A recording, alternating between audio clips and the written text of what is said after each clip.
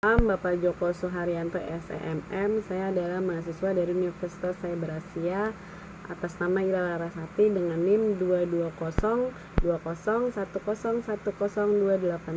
Untuk melengkapi jawaban dari UTS Pasar dan Lembaga Keuangan, saya akan menjelaskan tentang manfaat atau 5 produk perbankan yang populer di kalangan masyarakat.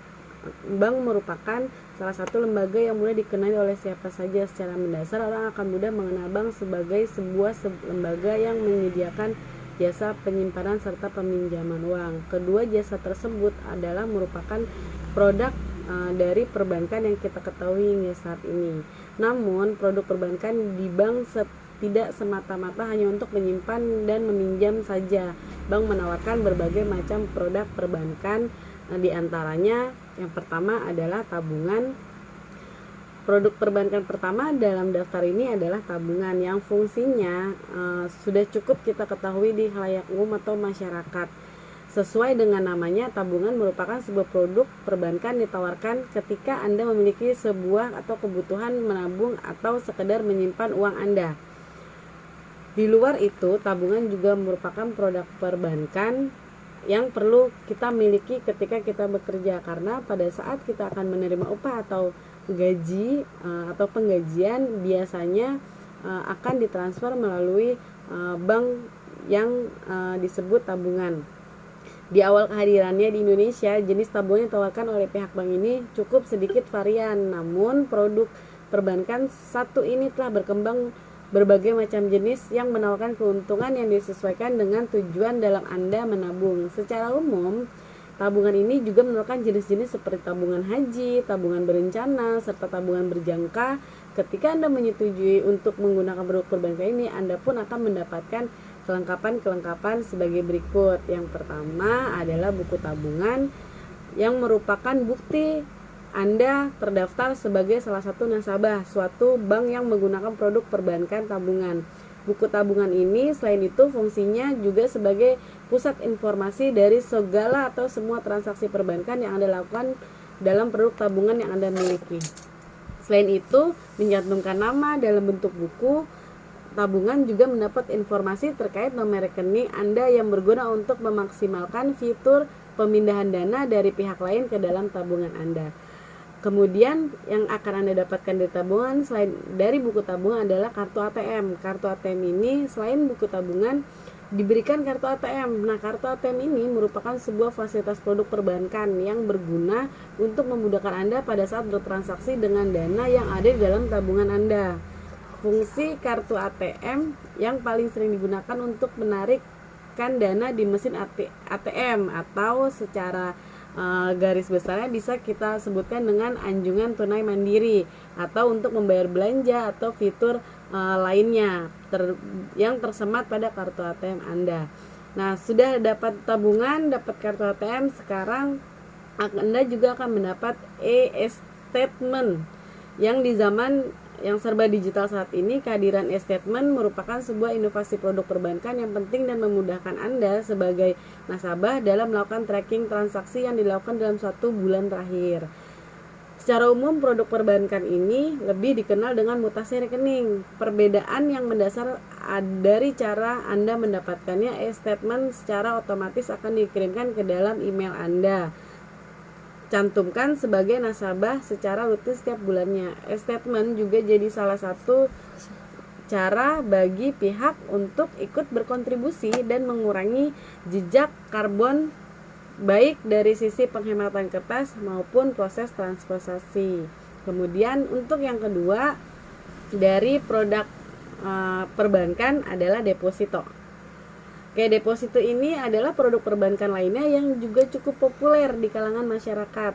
Adalah deposito. Secara karakteristik, deposito ini memiliki fungsi yang sama dengan tabungan sebenarnya, ya sebagai sarana penyimpanan dana. Namun berbeda dengan tabungan dana, biasanya Anda atur atau Anda ambil setiap saat. Produk perbankan ini memiliki tenggat waktu tertentu sebelum Anda dapat kembali mengambil dana yang telah Anda salurkan ke dalam deposito.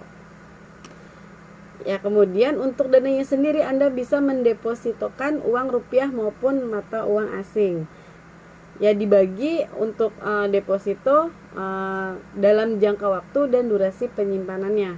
Jangka waktu atau tempo merupakan istilah yang akan sering Anda temukan dalam produk perbankan berbentuk deposito. Jangka waktu atau tempo ini merujuk pada waktu pencairan dana yang sesuai dengan yang telah disetujui oleh Anda. Jadi sebelum Anda untuk menarik dana, sebelumnya dari nasabah dan bank sudah ada perjanjian untuk waktu tertentu dalam hal pengambilan dana.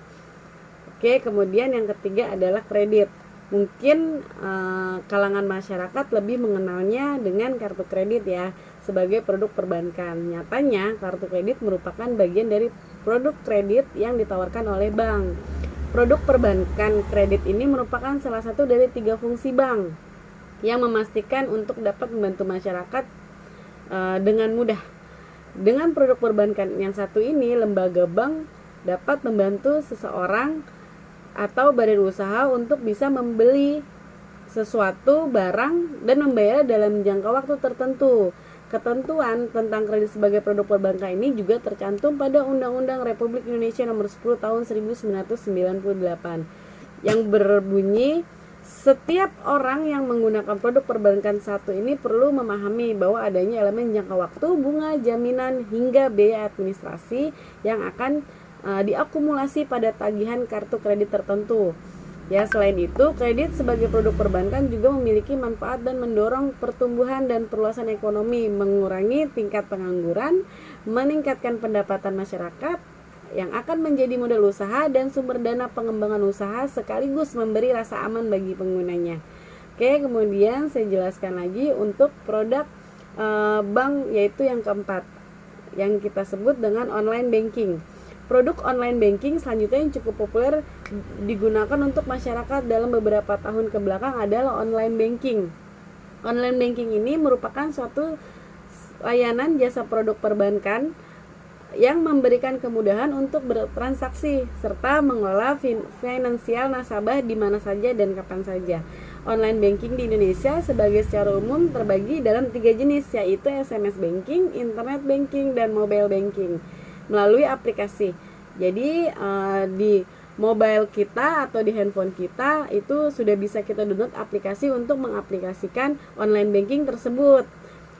Kemudian untuk produk itu memungkinkan kita atau bagi nasabah untuk melakukan transaksi seperti mengirim uang, pembayaran tagihan rutin, serta digunakan sebagai metode bayar pembelanjaan tanpa harus beranjak dari tempat seseorang berada. Jadi semua bisa dilakukan melalui aplikasi di handphone kita tanpa harus ke ATM atau anjungan tunai mandiri. Oke, kemudian untuk yang kelima dari produk bank adalah giro. Ya, untuk giro ini bagi perseorangan mungkin giro merupakan salah satu produk perbankan yang asing digunakan. Pasalnya, kehadiran giro lebih sering digunakan sebagai produk perbankan tabungan oleh badan usaha, jadi bukan perseorangan atau mandiri. Ya, pasalnya kehadiran giro ini berbeda dengan tabungan yang bisa mencairkan dananya melalui ATM. Produk perbankan satu ini cenderung dapat dicairkan menggunakan cek atau biljet yang dikeluarkan oleh pihak bank sesuai dengan persetujuan dari pemilik rekening giro. Oke, terima kasih. Dari kelima contoh produk perbankan di atas, tidak bisa dipungkiri jika tabungan merupakan produk perbankan yang esensial untuk memiliki oleh seorang saat ingin mengelola keuangannya. Anda juga dapat mengetahui bahwa kini jenis tabungan sebagai produk perbankan pun sudah cukup beragam demi memenuhi kebutuhan yang Anda butuhkan. Oke, terima kasih Pak Joko. Demikian. Assalamualaikum warahmatullahi wabarakatuh.